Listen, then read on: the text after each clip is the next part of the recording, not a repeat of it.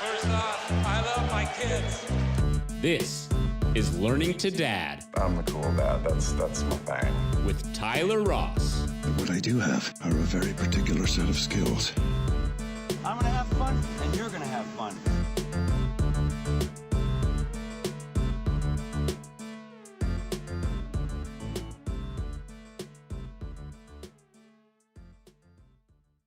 Hello and welcome to Learning to Dad. I am Tyler Ross and our guest today is Jesse Straight.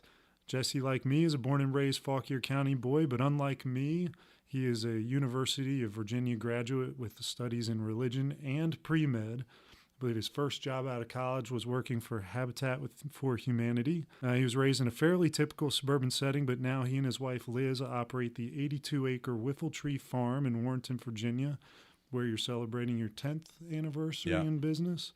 You're raising chickens, turkey, beef, pork, and more, all of which is done using methods consistent with being organic and humane. And Jesse and Liz have 7 children. And of the many people I know, fewer have a greater orientation towards living a life of service and faith, business, family, and flock than does Jesse.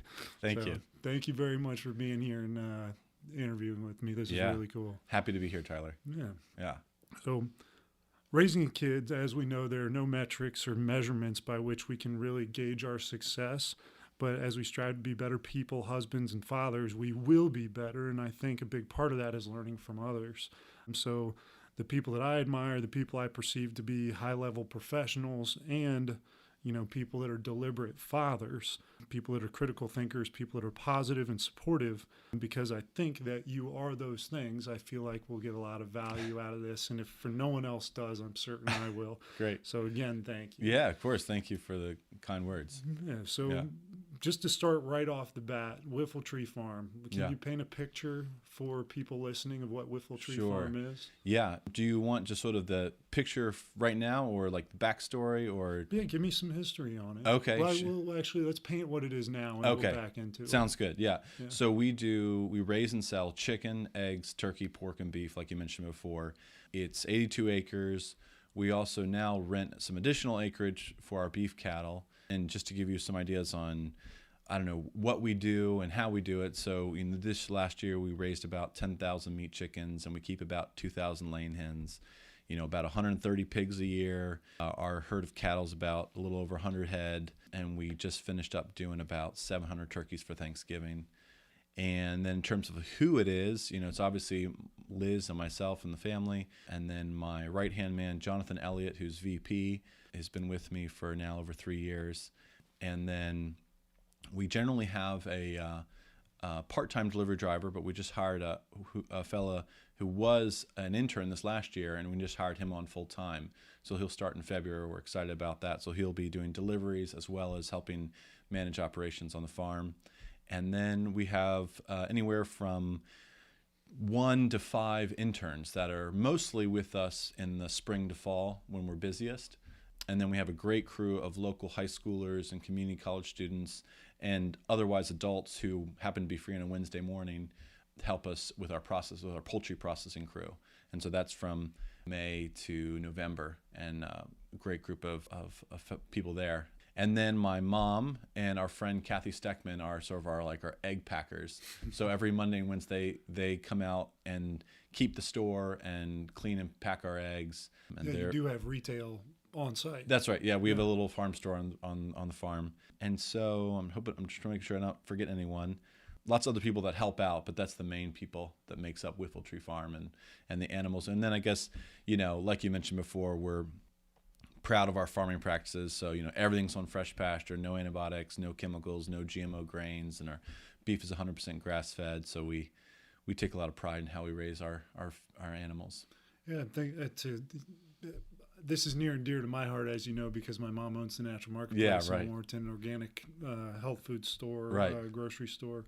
So you talk about interns and other things, and it just popped into my head this moment, the concept of using a farm such as yours as being an avenue of education for high schoolers and others for raising animals, and to think that it wasn't that long ago that was just the standard. That's just what people did. Everyone had chickens because how else do you get your eggs? Yeah. So I'm excited to talk about how the lifestyle that you've chosen, and it's not that one you were born in, Right. that the lifestyle that you and your family live now, contrast that to kind of what the modern day is. So I'm excited to get into that at some point. Sure. Yeah. Do you have any thought right off the top of your head that pops Yeah. in? So I guess you're kind of getting at, like, there's a certain work and activities that, I'm thinking this is oriented towards our children, like, Sure. but I guess it might also be to these high schoolers and young just adults. farming is a business too. I mean, these days where it's not a lot, there's, I don't want to throw too much at you. Yeah, but go for it. You got huge corporate farmers that really create the economies of scale, and it's got to be so hard to compete with versus the kind of hyper local plus the lifestyle difference. So do with that what you will. There's a lot there. Yeah. So I think, that is something, that is an integral part of what we do, is the education. With our internship, we want our interns to learn the easy way, not because, I had wanted to do an internship before I'd started, but we were married and had a baby already, and that didn't really allow for that.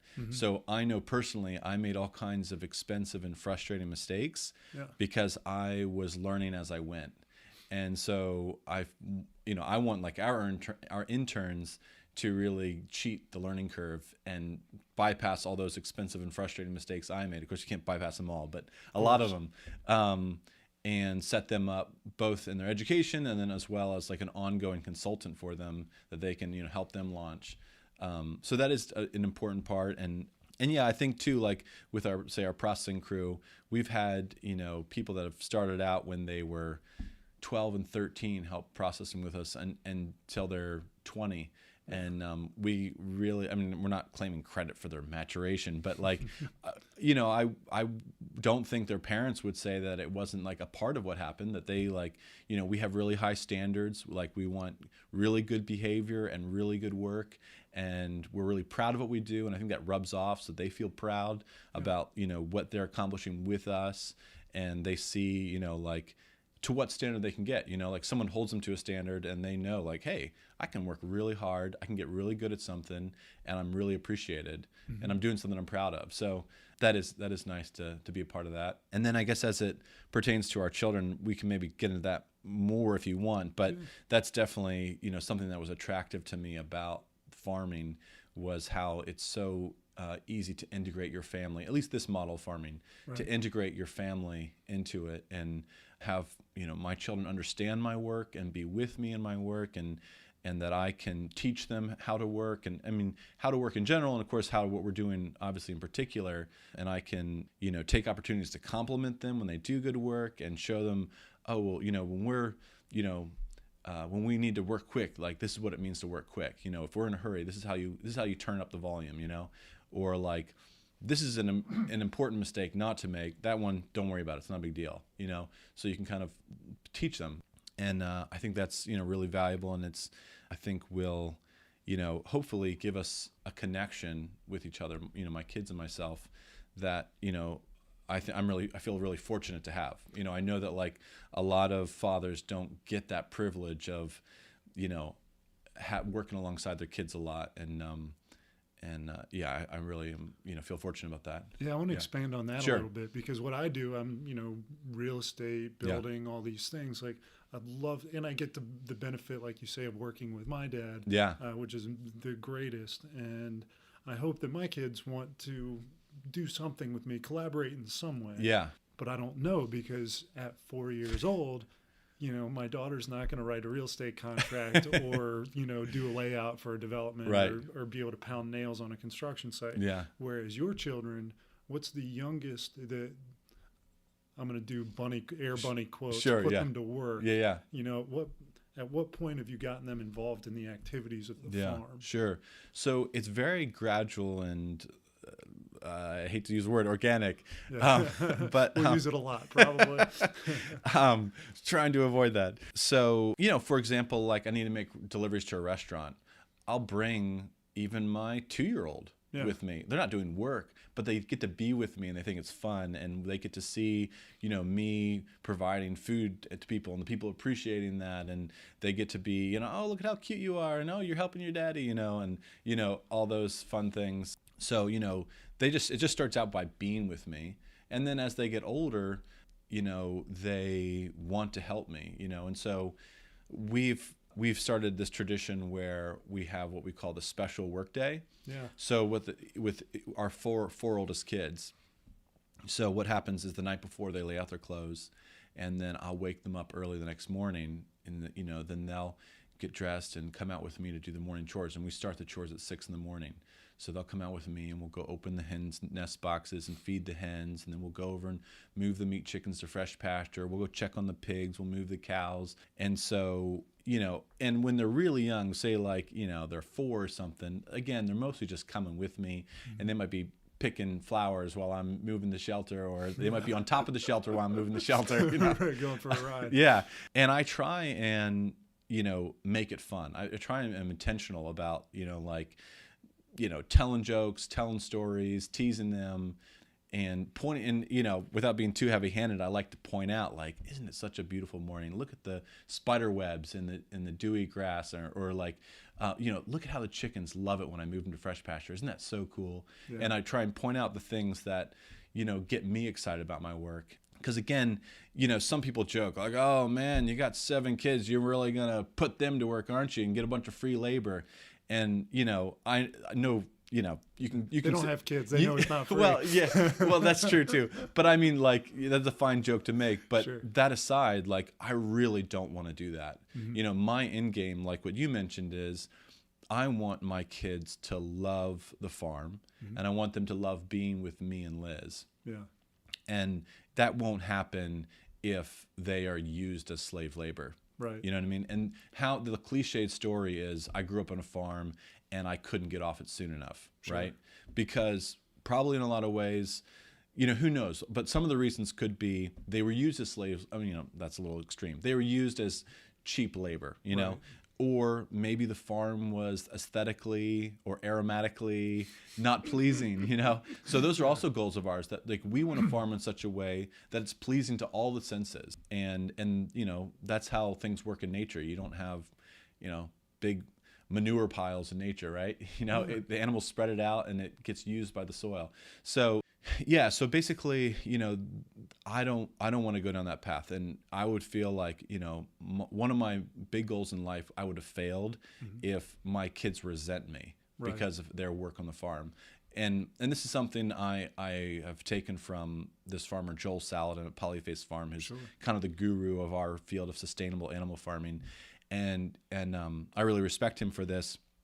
And he said he would rather, at the end of the day, err on the side of paying his children too much, mm-hmm.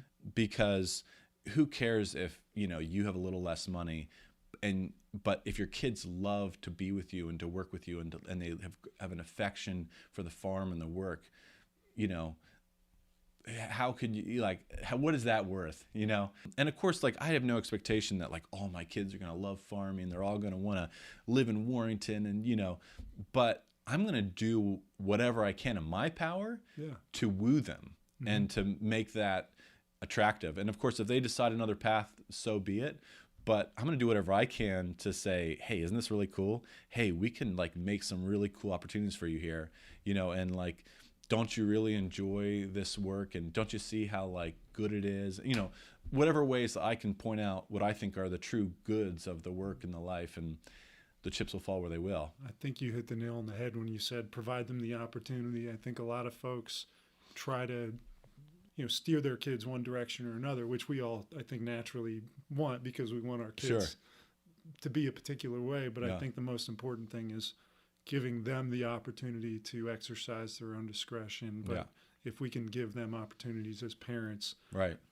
They say, the kid's the arrow and we're the bow, so point it in the right direction. You got to let go at some point. Right, yeah. But farming, I'm going to assume without any personal experience that is such a lifestyle choice relative to somebody getting a job or even a career. Mm-hmm. And then on top of that, having 7 children is a lifestyle choice. Right. So, tell me what a day is like. Tell me what your hours are as Sure. a professional farmer. Yeah. So typically I wake up at 4:30 in the morning, and I try and do whatever planning for the day and the week that I was too tired to do the night before between 4:30 and 6. And then we go out to do chores, the morning chores. And when I say that just generally means like taking care of the animals, which means moving them to fresh pasture and giving them feed and water and all the essential things for a healthy life. So we get that done, and depending on the time of year, sometime between 8 and 10 or something. And so then at that point, most mornings I then, like I said, there might be 4 days a week where the oldest 4 kids are with me, and then we'll come back to the house and we'll have breakfast at the house. So I get to, eat breakfast with the family, and then, go back out. And the rest of the day, kind of between the morning chores and afternoon chores, is sort of like when all the miscellaneous things happen, whether that's putting together orders for restaurants or helping customers in the store or taking animals to the slaughterhouse or, fixing up infrastructure, all those kinds of things. And then again, we have the afternoon chores. And again, that's, now we're gathering eggs, feeding the hens again, feeding the chickens again, moving the cattle to fresh grass, all those kinds of things. And then, I'd say probably about maybe 30 or 40% of the time I eat lunch. So that's just kind of how I am. Like I just kind of get going and I'll, eat a big dinner. But if I do have lunch, I'll come back to the house and be with the kids, and it's not unusual, where after breakfast, I'll be able to sit down and read a kid a book for a second and go back out, and then I try and finish up at 5:30, come back to the house, dinner and all the nighttime stuff, bed, pajamas and baths and books and all that sort of stuff, dishes, and then, it's pretty typical that then I'll kind of get back to work, I don't know, maybe around 8:30 after all the kids are in bed, and I might, work for an hour or so, and then, off to bed. Yeah. That is a day. So, yeah. And, I work more than I'd like to at this point. And that's something that, I have been like making progress with. Sure. But, especially starting up, it was, pretty intense. And I'm really grateful to Liz, because she certainly has picked up the slack when, I had to put in some really long hours to get things going. But, it seems like we're going in the right direction, like I used to work 7 days a week, and now I kind of work 5.5 days a week. And, and I used to work a lot later in the night, and now I go to bed a more decent hour. And so I guess the other thing, and related to sort of parenting, that we've started up in the last, I don't know, maybe a year or so, is so we have the special chore day in the morning, and then in the evening we have a special reading day. And so then each of the kids has a night of the week where then I take them aside, and for an hour we'll make a nice fizzy drink and, maybe get a little snack, and we'll go off by ourselves, and we have a book that we're reading through together. And so that's another nice opportunity where I can have like one-on-one time with each of the kids that, and that I guess that would be for the 5 oldest kids that I do that with. And that's, I think sometimes Liz, she likes that I do that, but I mean, sometimes I'm like, this is awesome. I get to go read a story for an hour, and like, she's like, I'm over here, like, taking care of the little ones, and 6 over here, and they're like having a fight, and the dishes aren't getting done, so I mean, that's really fun. I'd love to hear you expand on that kind of routine between you and Liz, husband and wife, as parents of 7 children. How do you manage a household like that? And in that question, I hope that you'll tell us how old all your kids are, so we got some perspective on like, to any parent who's thinking about, like, we have 2, so we can play man-to-man defense, we can play man-to-man offense, but 7, like, what was it like graduating along the way from 1 to 7, and then what's that kind of divide and conquer among you and Liz? So, it's really interesting. We've really found that our like most strenuous or difficult times was when we had less kids and they were all young. So right now, Josephine's 10, and then it goes down from Josephine, Roberta, and they're all about 2 years apart. Okay. So Josephine, Roberta, Leon, Souther, Ann, Jonah, Lucy, and Xavier. And Xavier was born in June, so he's about 5 months old. Yeah. So it goes from 10 to 5 months old. Yeah, and I if Liz was here, I bet she would say that, when she had 3 or 4 little kids, that was maybe the toughest. And there's a number of reasons, obviously, Josephine and Roberta and Leon, they're older now, and they, on one hand, they are really helpful, like they want to hold the baby, and, they can go grab this thing Liz needs real quick to, whatever. Right. So they're very helpful. The other interesting thing that we hadn't really thought through was, when Josephine was just Josephine, and she's not only looking to us for all of her needs, but she's also looking to us for all of her stimulation. And now these later kids, there's so much activity in the house that sometimes they could care less about us, the parents, because all the fun, exciting things their siblings are doing. Right. You know what I mean? Sure. So, they just want to like keep up with the crowd, So like, of course, like sometimes they want to sit on our lap and us to hold them and all that stuff. But sometimes they're just like, where are the kids? I want to be with them. That's where the action is. So that was like an insight as our families developed. And yeah, so I guess the other part of your question was in terms of Liz and me and how like the breakdown, how everything gets done and that kind of stuff. You put in a long day, and I'm sure she does also. Yes, and yeah. Just like, I believe moms have superpowers. Yeah. And so I'm sure I'm about to hear about some of Liz's Yeah. superpowers, but I mean, just 2, Right. but 7. Yeah. So yeah, I think Liz is a very hard worker, and I think also it's just necessity has meant more planning. So really having an idea of not winging meals, or like having a real solid meal plan, and having systems where it's usually like me and 1 or 2 other kids does the dishes every night. Things that before, when it's less intense, you can just kind of make it up as you go along, and just probably a little bit more planning. And then of course, like I said, our older kids are helping out more now, and yeah. So I guess do you want me to run through like a typical day with like kind of how Liz and I manage everything, or? Well, for the benefit of anyone who might have more than 2, Okay, I'd be interested just in any of the high points and low points of what's really easy and what's really difficult. Yeah. Like, that might be different than expectations. Yeah. So high points and low points in terms of like maybe what's a difficult part of the day, or what's something that was when you said, all right, here comes this 3rd kid, 4th, 5th, right, what's a challenge that you didn't expect? Yeah. Okay. Yeah. So I guess, the challenges that have come along have been, like we were talking about before, where there seems like there's always one kid who needs a lot of attention at that moment. So, whether they're just acting really defiant or really testing boundaries, just like, oh man, your plans for the day are shot because this kid just really doesn't want to empty the dishwasher, and then you're going to have like an hour and a half battle about, you need to do your job or whatever it is, So those are difficult, and those are the times that I think are really wearying, and like where Liz will kind of call me in for backup, like, I don't care what you're doing right now, I need you at the house. Yeah. So, and I feel like that just kids go through different phases where they need to see if you really mean what you say, or, like really the rules do apply to them or not, So that's something that can be really test us. The other thing that's really hard with a big family is sickness. Like, you know what I mean? Like if everyone gets, the stomach bug, oh man, it's like a war zone, like it just is like, you're just waiting for the next one to fall. And that is a real challenge. And I think that's another thing that will just like kind of zap Liz, like, oh no, here we go. It's one thing to like, be like, okay, well, our 2 kids are going to get sick.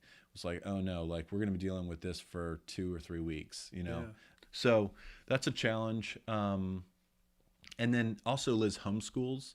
That's so my next question. Okay, yeah. So, as the kids are getting older and she's homeschooling more and more kids, that's also more of a challenge. And did any of them go to public school or private school at any time, or has it been homeschooled? Homeschooled, yeah. So Josephine's in 5th grade, and she was started from the beginning. And Liz does it. Yeah, Liz does it. Yep. Yeah. Yeah. So, yeah. So that's, and that's something I was like, how's this going to work when, like, right now there's 4 that are doing school, how's this going to work when there's more than that? So, we'll have to figure that out as we go along. But yeah, so yeah. And then I guess, my MO is I try and, take as much of the load as I can when I'm around. So, when I come back from meals, I try and, like, say if there's that one kid that really needs a lot of attention right now, like, that's the one I'm going to be like, hey, come with me on the deliveries, or, come to the farm store with me, or, let me read you a story after breakfast, anything I can do to kind of lighten the load for Liz. And then, when I come home, the same thing there, whatever in the evening, whenever I can do. And then likewise, for the day and a half off, I usually have, that's a chance to, like, give Liz a break. And I think the other thing that, like, Liz has found that's really helpful for her is just kind of keeping a quote unquote nap time, so that she can just get away for a second, even if she's not taking a nap. So, the older kids can do something quietly, read a book, whatever, for a couple hours. The younger kids take a nap, and Liz can just go away and kind of be like, all right, I need to just refresh for a second, whether she's, taking a nap herself or, just working on something in her own space. So I think that's going to help keep sanity. Yeah, no doubt. Well, I want to ask you a little bit more about homeschooling, because I'm struggling with how to educate my kids. They're 3 and 4, so they go to a kind of a small private school right now, which is amazing. They love them so much there. But at some point, private school, at least around here, has gotten so absorbently expensive. Right. The value add, I have a hard time getting my head wrapped around. Yeah. And public school, it's like, if you want your kids to be anything other than ordinary, you have to do something that's not ordinary. Right. And homeschooling is not ordinary. Right. And what's homeschooling look like? How do you feel about it? Just generally for anyone thinking about it. For me, I don't care what anyone listening thinks. I want to know. Yeah.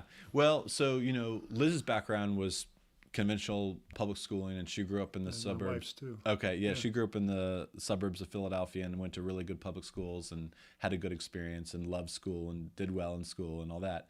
So there's, that's her background. My background's all over the place, where I was homeschooled some, I went to private school, and I eventually, graduated from public high school.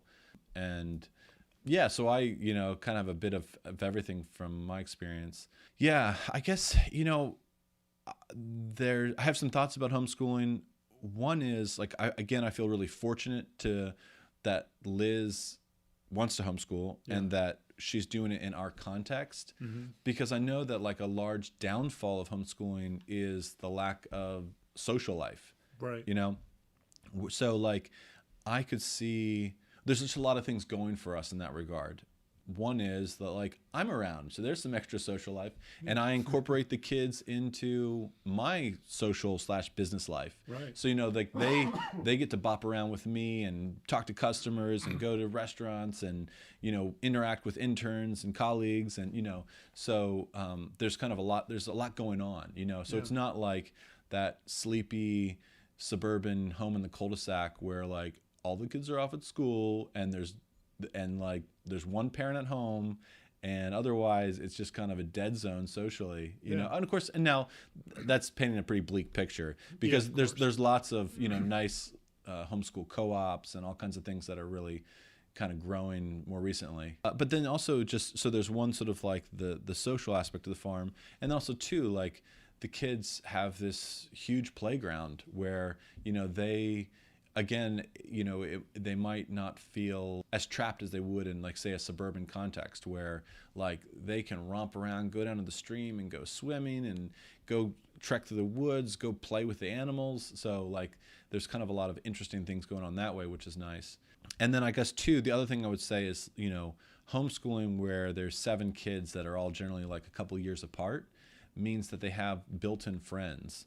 So, they just, like, have a lot of fun with each other, and they, consider each other to be their best friends.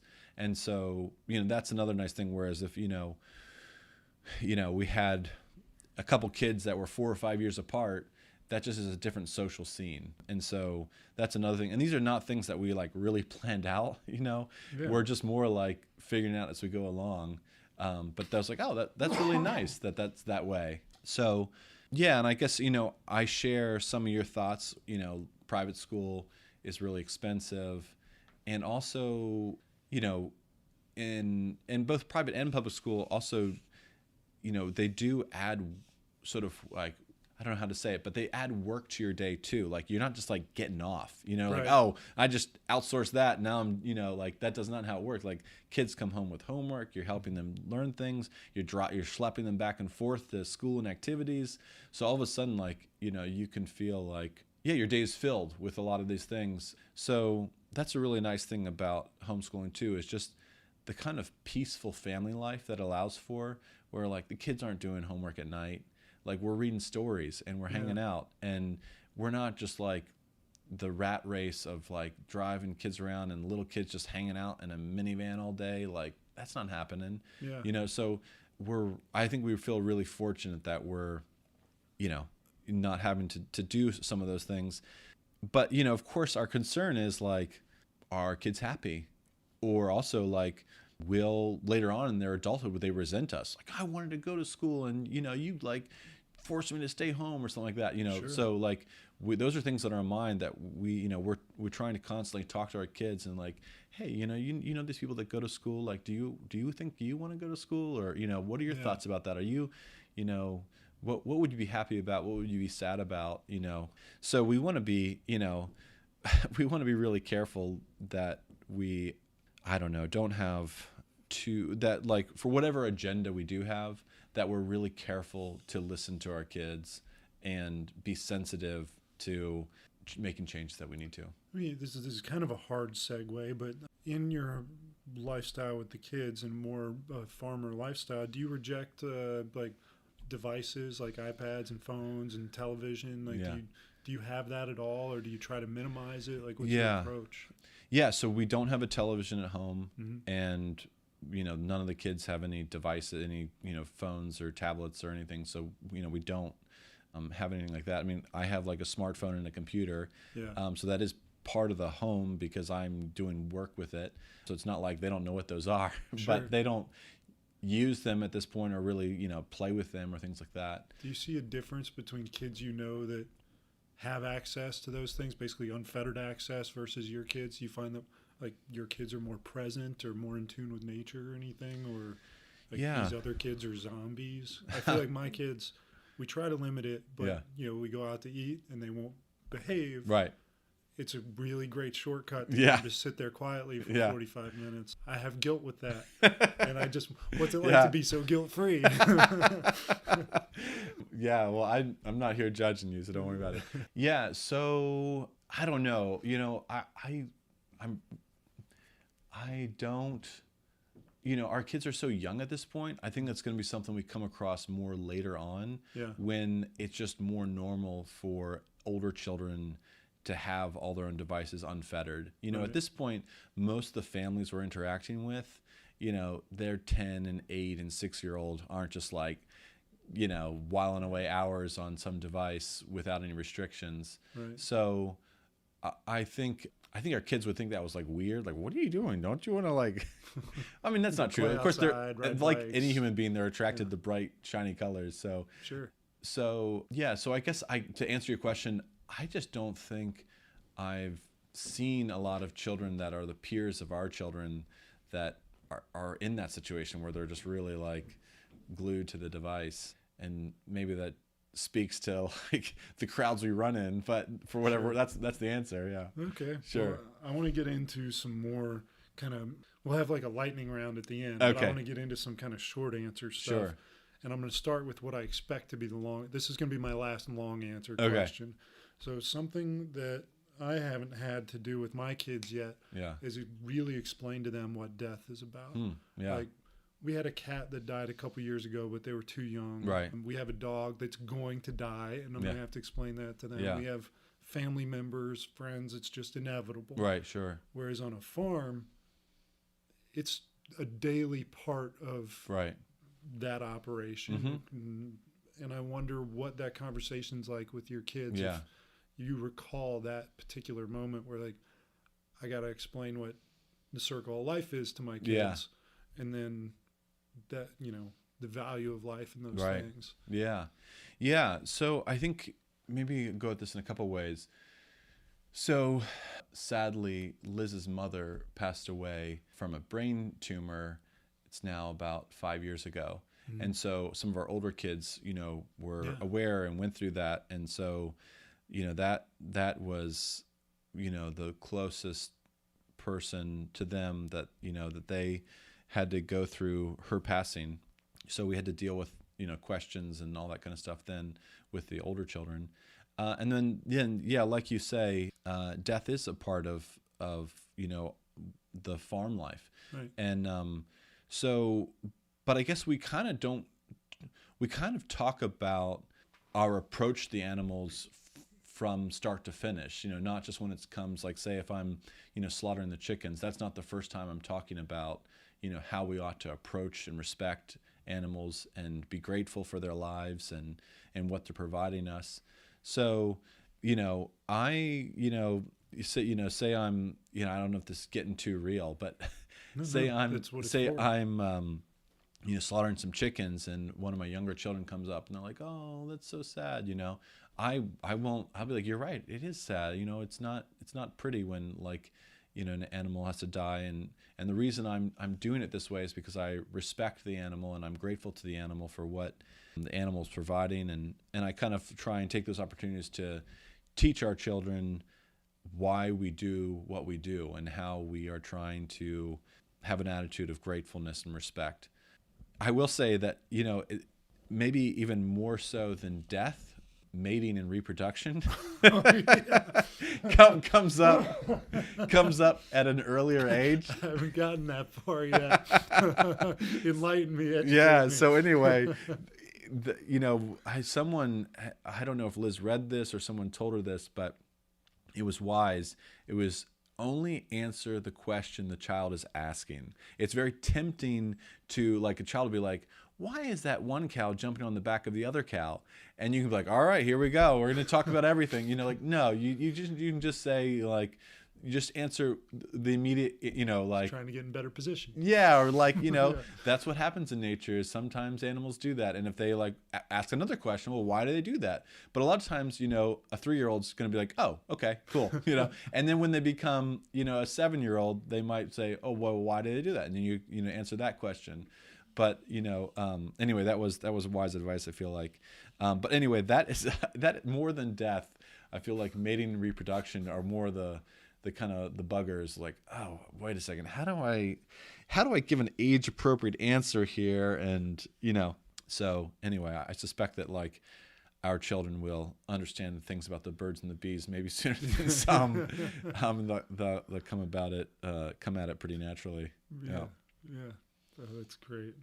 Yeah. Okay, so you talked about being with your kids on the farm and trying to give them the opportunity to be present and enjoy the spider webs and enjoy the grass and the dew and these things.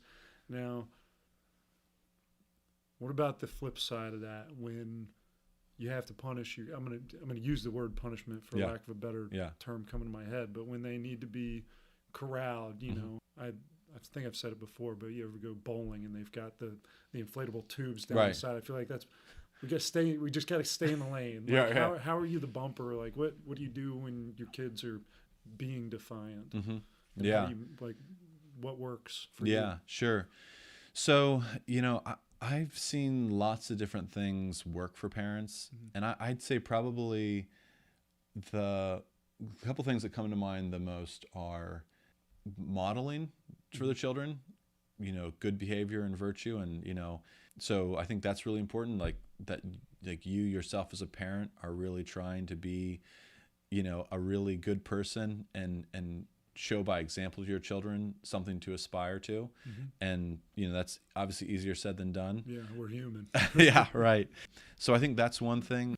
And then I think another important thing is to really, these are kind of like fundamental, like, things that, allow for discipline, mm-hmm. or the possibility of discipline, is to really show your children your goodwill for them and that you like really want the best for them. Yeah. And I think that can happen in a lot of different ways. You know, obviously like lots of nice personal attention, you know, reading stories and playing with them. And I think that really communicates to them that, you know, you're not some tyrant that just like has to have things your way and don't bug me, but that, you know, you really care about them and want their best. So I think like when children really are confident that you want their best and they really respect you, that you know, like you are a good person, then I think those are like pretty like, you got to have those in place, you know, before anything else can happen. And then I think, yeah, whatever form of discipline, I feel like it's just important that it's consistent. That like, you know, when you say, you know, here are the boundaries and here are the consequences, that you basically don't wimp out, you know, that like, because again, your kids want you, they're rooting for you to be a good person. You know, they want you to be a perfect dad, you know, and part of that means keeping your word and being reliable. And, you know, so like if you're not reliable to keep your word when you say, here are the boundaries and here are the consequences, then that can really shake their confidence in, well, are you going to be reliable in other areas? You know, That's like, a really interesting like point. If you won't keep your word here, when you say you're going to protect me and care for me, and you say you're going to, you know, whatever, do these nice things for me, like, are you really? Because you just didn't keep your word here. And so I think like in an interesting way, just being consistent is a way of really comforting a child and letting them know like this world, like they'll grow up and they'll learn about how screwed up the world is. Yeah. But like the world that we're providing for you is something you can trust and you can relax. You can be at peace, because like when I say something's going to happen, it is going to happen, and I'm going to create this like secure place for you to flourish. And don't worry about all those nasty things that are going to come across when you're an adult. Like we're going to hopefully build your character up such that you have the courage and the virtue to handle that when the time comes. But right now, like just enjoy these relationships and these experiences.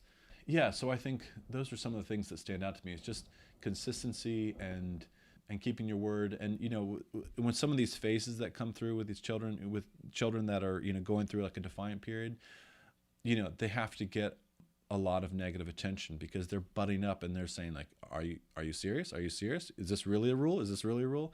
And of course, so they'll need discipline to say, yes, this is the rule and here's the consequence. And so I found that it's really important in those situations to then give them lots of positive attention, because like that would be such a downer if, you know, the majority of your interactions with your dad that day were negative and were like, you did the wrong thing, so here's the consequence. So I always try and basically like, if that's a situation, I try and compensate with, okay, after the discipline, let's like wrestle and tickle and have a fun time, you know, and like just communicate through these nonverbal ways like, hey, everything's all right now. Like we're past that.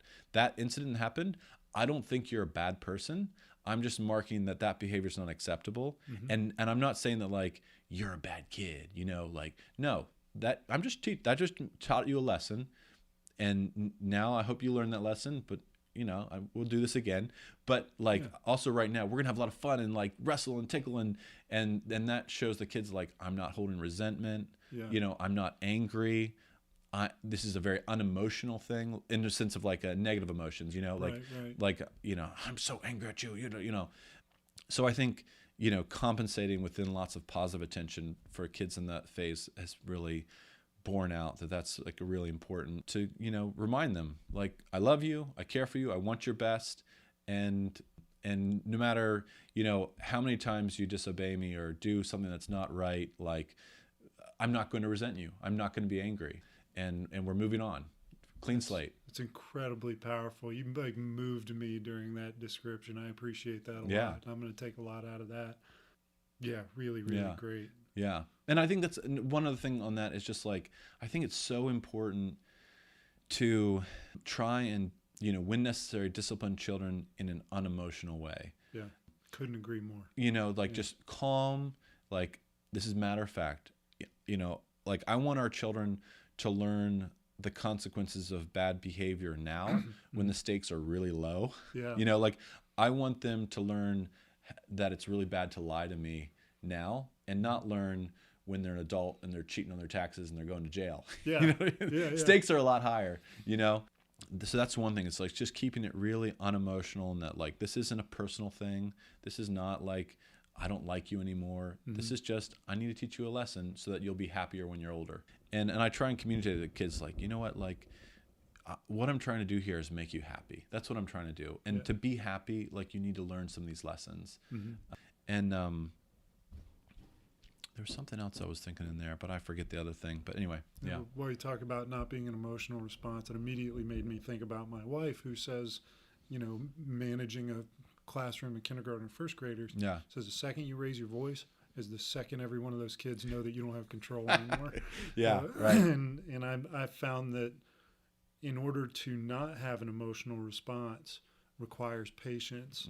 And I believe that I've been conditioned to be quite patient. Yeah. However, it gets pressed. And I have practices that, you know, whether it's counting in my head or taking a deep breath or just having a mindful meditation regularly, which I wish I had. But is there anything in particular that you do to exercise or cultivate patience in yourself to be a better parent that somebody else might be able to do? Yeah. Well, you know, I'll try and come back to that question. There's one other thing I was thinking about that you got it. helpful. Yeah.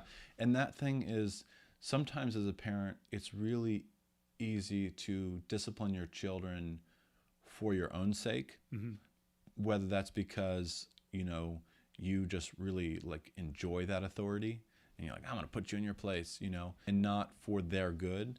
Or it might be like embarrassment, like, oh, you just embarrassed me in front of all these people. Like, I'm so angry with you for embarrassing me, you know.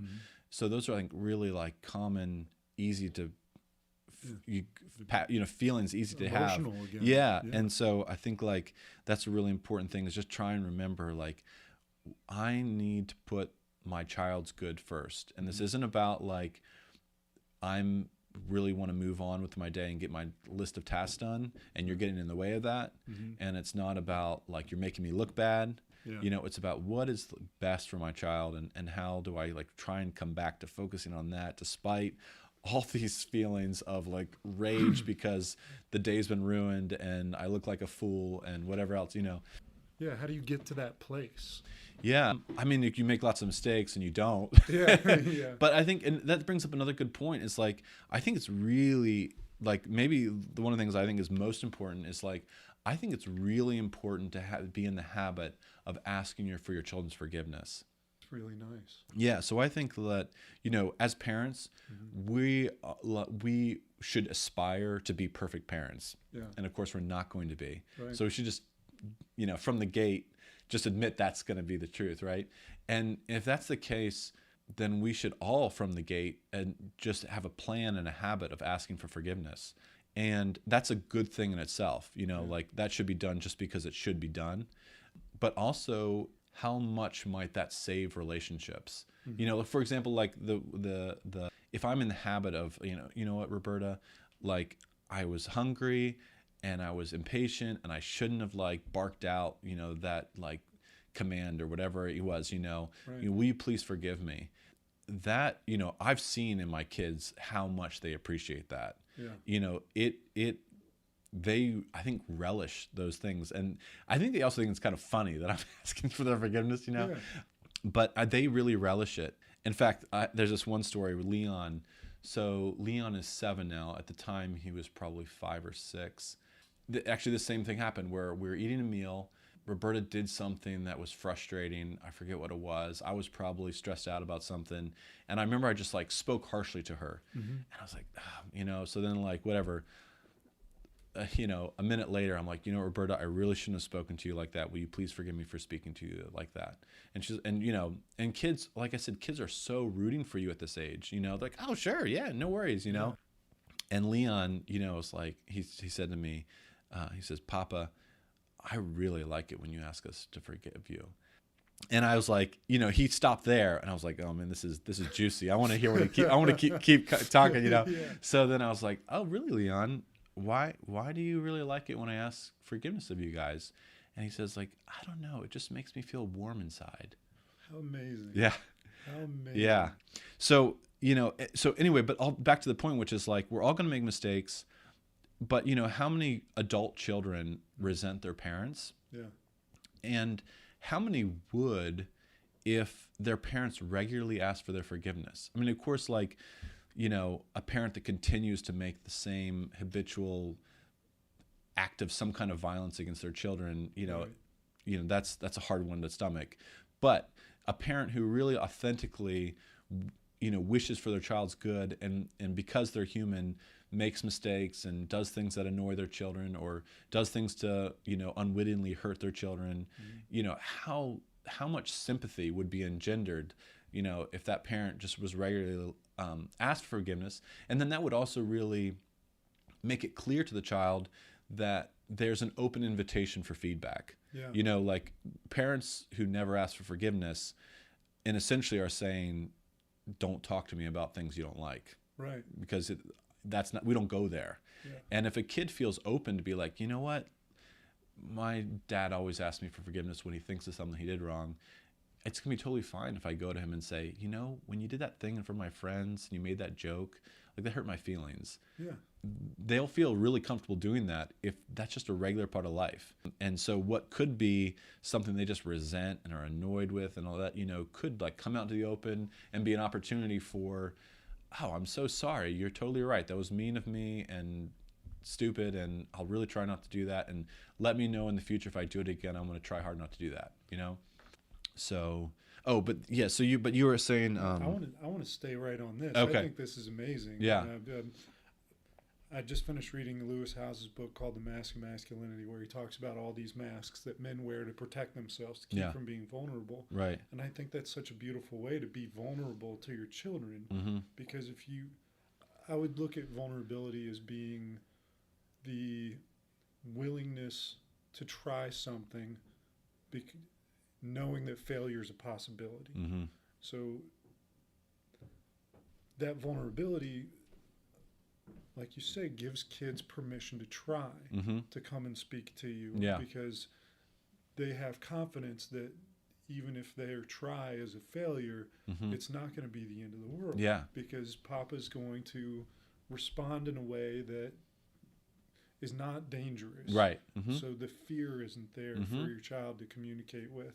Yeah. I thought I was moved before, but that is totally resonating with me, and I Yeah. hope that a lot of people feel the same way that listen to this, because the importance of conditioning children to be vulnerable, Mm-hmm.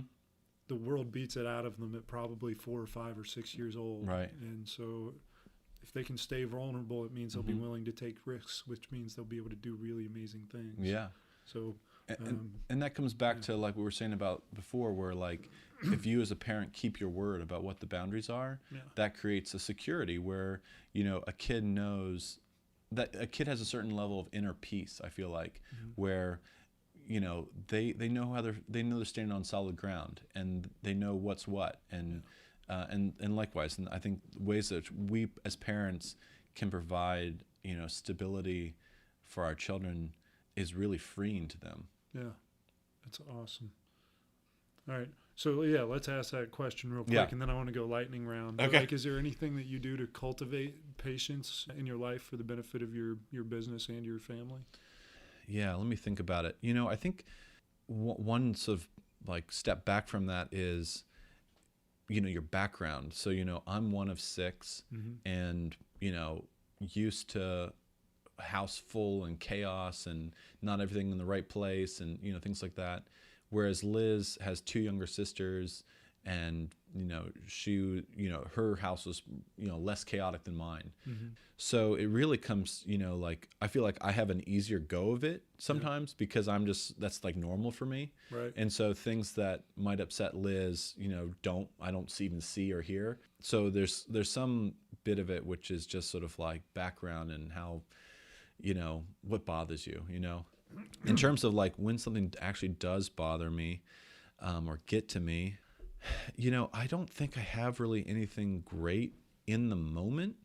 Yeah. You know, there's no particular method except those things I said before, which were just to really try and remember what's the point here in terms of like the point here is the child's good. It's not so that I can move on with my day and get my listed tasks done. And I think also just to be regularly reflective of what is the priority here in terms of like, will I consider my life a success if my business is a little better organized? Mm-hmm. Or will I consider it a failure if my children resent not having attention from me? So just trying to keep those kinds of questions in the forefront of my mind that, so, when I'm interrupted in work, I'm not just like, oh, would you leave me alone? Yeah, sure. So just trying to remember, like, wait a second, what's my main job here? Yeah. And then I think, in a more sort of like foundational level, I would say my Catholic faith is a part of, my path of trying to get things right and trying to, be a better person for, just in general, but also for my kids. So, I think that, whatever, all the sort of riches of the Catholic faith in terms of prayer and going to confession and going to Mass, those are all things that I feel like contribute to helping me become the person I was intended to be, and also, helping me turn the boat around when things have gone badly. Yeah, but I guess probably no great sort of in the heat of the moment method or anything. Yeah. Sure. Okay. Yeah. No, that's a great answer. I think that's perfect. Yeah. Okay. Lightning round. Yeah, sure. All right. So, how do you think you've improved as a dad over the last few years? I think maybe some of the major improvements are just making these plans where, like I said, the special work day, the special story night, where I'm building into my schedule things that don't just like, oh, we'll read if we can, but like, no, Monday night is Josephine's night. Tuesday night is Roberta's night, And so I guess these kind of traditions that we're creating, I think really help make things actually happen, Very so, cool. I think that's been important and like an important improvement recently. Let's keep jumping. We'll go. Okay, right sure. Yeah. If you were going to write a book about your life as a professional farmer, professional parent, what are a couple of the two or three of the chapter titles maybe? Yeah, I would say maybe one would be integration.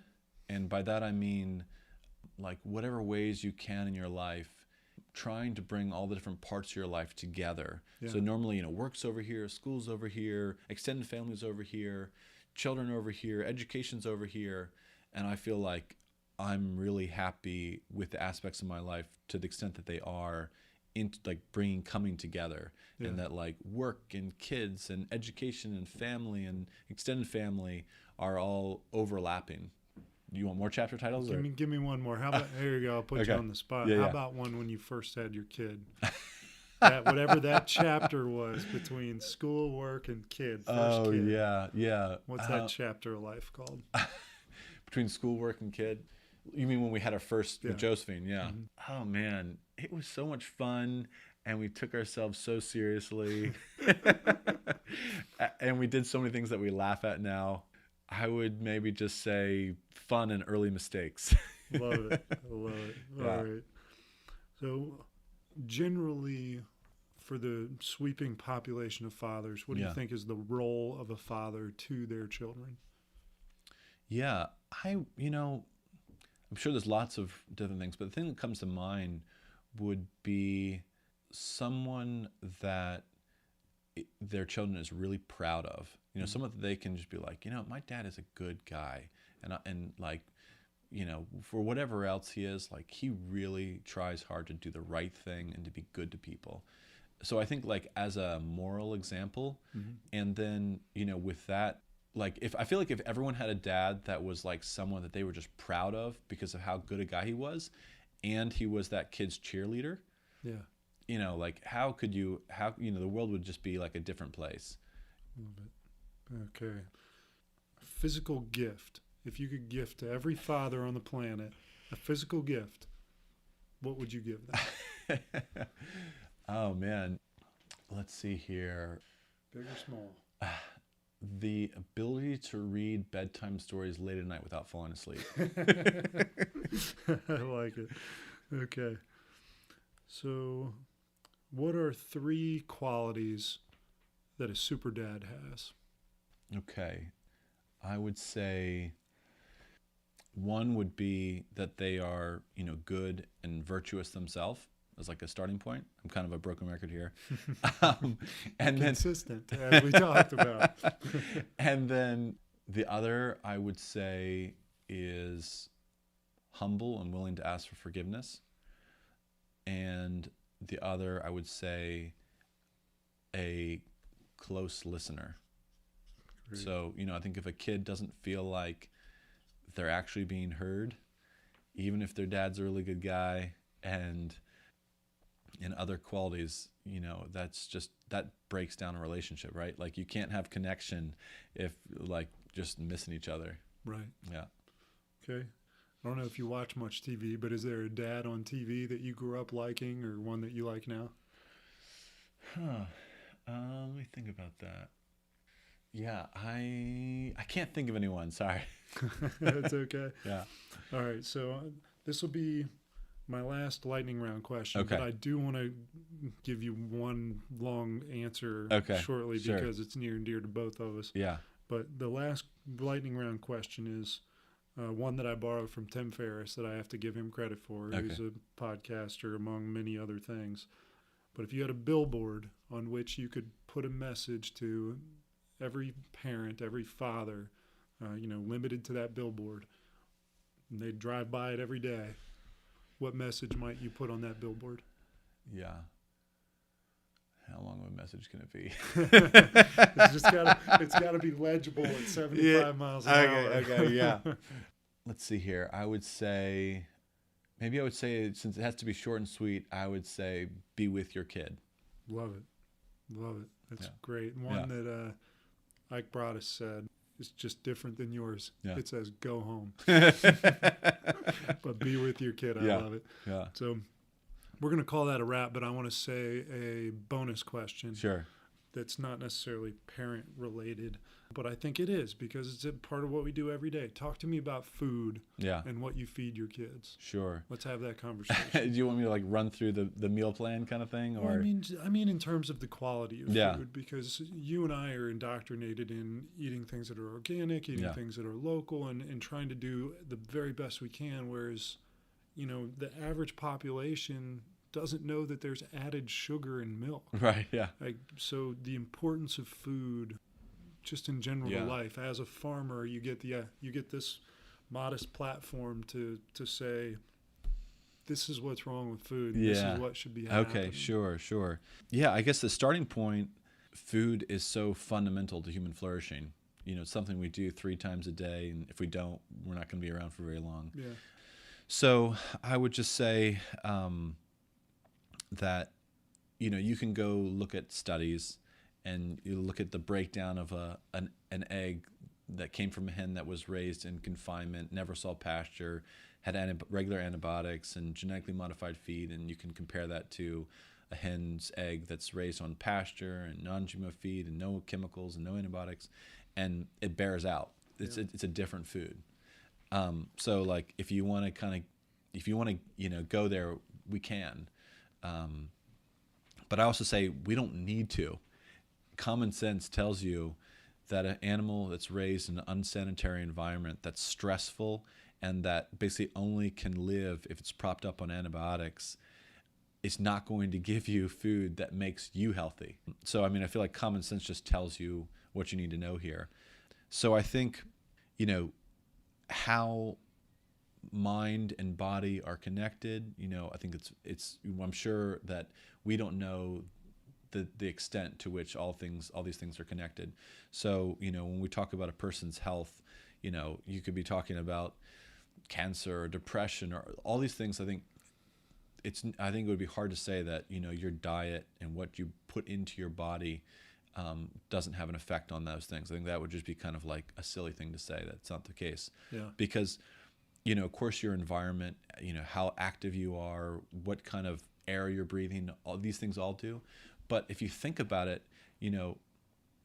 this food is so intimate with your body. You're putting it inside of your body, and it's becoming part of your body. That, like, of all the environmental things that you're exposed to, this is the most intimate thing, and you're actually putting it inside of you. So of all the things that we maybe would be the most careful with and most vigilant with, that would affect all aspects of our human health, food would be like top of the list. So I think, it bears, that kind of vigilance.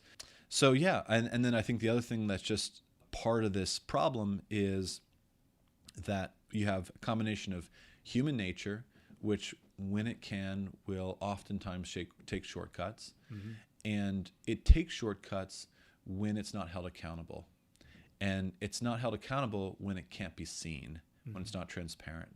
So I just think that it would be naive of us to think that if we hide away food production where very few people can see it, with human nature as it is, it wouldn't be so tempted to cut corners without that accountability.